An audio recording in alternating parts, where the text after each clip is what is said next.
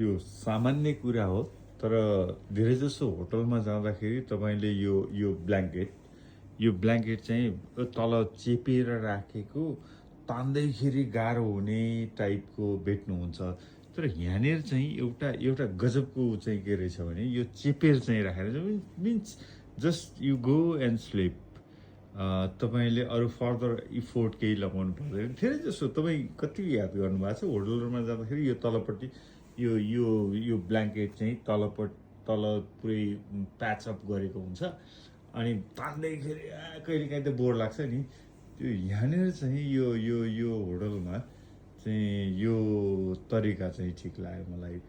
यो सामान्य कुरा हो, तर यसले अप्ठ्यारो चाहिँ सायद सबैलाई गरेको छ जस्तो पनि लाग्छ। अनि यो होटलको माथिपट्टि एउटा राखेको हुन्छ, त्यसको काम के हो थाहा छैन, तर त्यसको अर्थ चाहिँ छैन।